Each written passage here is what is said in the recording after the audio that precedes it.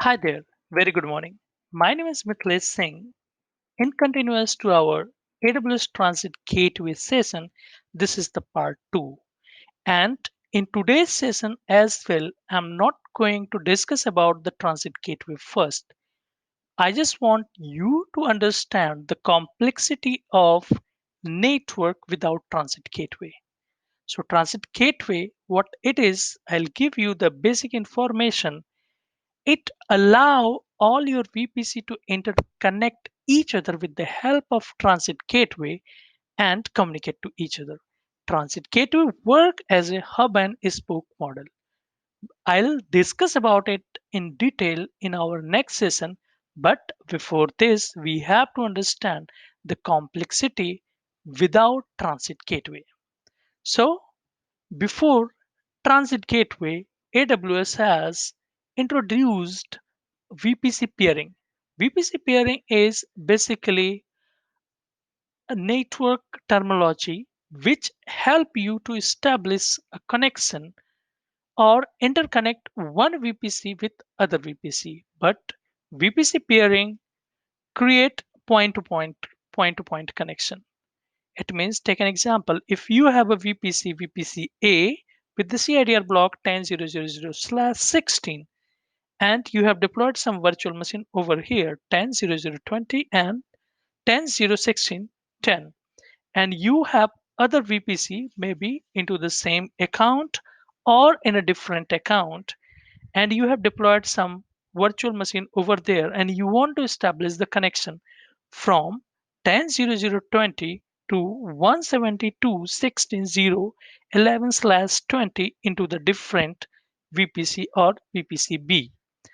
So as I said before, VPC is a isolated virtual network where you can deploy the resources and all the resources under any VPC communicate each other, whatever the system you have provision over here.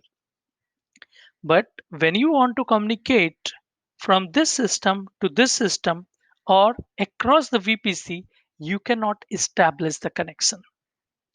For that, what you have to do is you have to create a VPC peering between two VPC, VPC A and VPC B. Once you set up the VPC peering, you will be able to establish connection from VPC 1 or VPC A to VPC B.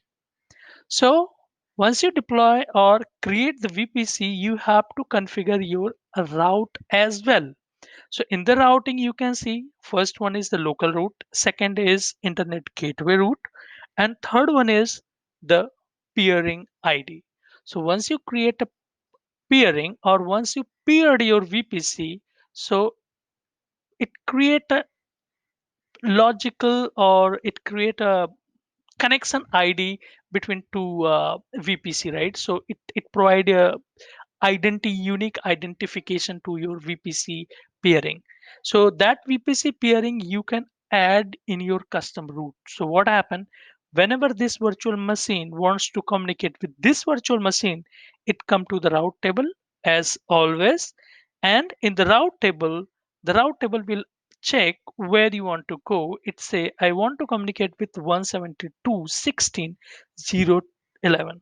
So what does it do? The route table will verify the route and see there is a route available 172.16.0.0/16 and that is going to the peered ID.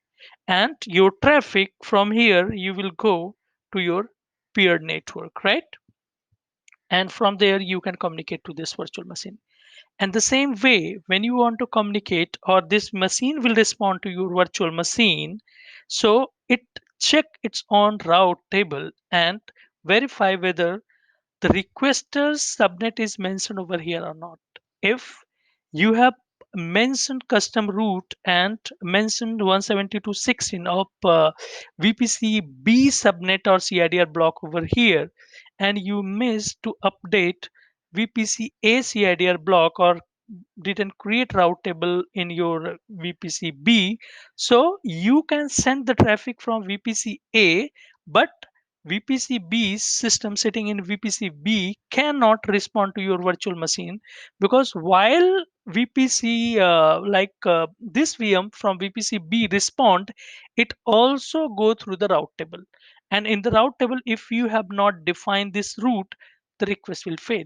So remember, when you are creating peering, so you have to focus on your routing. If you miss the routing, you will lose the connection. Okay. So from both sides, you have to define the route. In VPC A, you have to define the route of 172 as I mentioned here. And in VPC B, in your custom route, you have to mention 10 range of your VPC A. So once it reaches to this system, it responds through this route and through this VPC paired network to this virtual machine, and it can communicate. But remember, VPC peering is point to point connection. If you have two VPC, you have to establish a VPC peering between two. If you have three, then from VPC A, you have to establish the VPC peering whatever the VPC available. It's a kind of mesh topology. Let's look into next slide, the complexity of VPC peering. So take an example, you have one VPC and there is one more VPC. You want to establish a connection between them. Then you have to pair them together, okay, to establish the connection as you have seen in our previous slide. And if you have more than one VPC, then what you have to do and you want to establish communication from this VPC or this VPC to this VPC, then you have to establish a communication between them. And take an example, you have four VPC and you want to interconnect all VPC together so that from VPC A or B, C or D, you can send traffic across all the VPC from any of the VPC. So for that, first of all, you have to link your VPC together, and you can do this through the VPC peering. So VPC peering is provide point to point connection. It means if you establish connection from this VPC to this VPC and from this VPC to this VPC will be able to communicate with this and this. But if you want to communicate from this VPC to this VPC via this VPC, this is not possible because VPC peering is point to point connection. Okay, so what you have to do is you have to establish connection between all the VPC. Okay, take an example. So I'm repeating again, this VPC is connected with this and this, but not this. If this VPC want to communicate with this and this can easily communicate if you have defined proper route. But if this VPC want to communicate with this, it cannot communicate. However, you have established connection with VPC C and VPC C is connected with VPC D, but you cannot establish connection between them. The reason, because your VPC A is not directly connected with the VPC D. What you have to do is you have to establish a point to point connection from this VPC to this. And once you're done with this, you done with the routing, you will be able to send traffic from here to there. Same thing happened with other VPC as well. So see here the complexity. If you have four VPC, you have to establish one, two, three, four, five, six connection. And if you have six VPC, then how many connection you have to establish so that all VPC can communicate to each other? Then, as I said, it's a point to point. So first of all, you have to connect this VPC with this, then this. Now this VPC can communicate to 1, 2, and 3. But if you want to communicate with this and this from this, so what you have to do is you have to establish a connection here.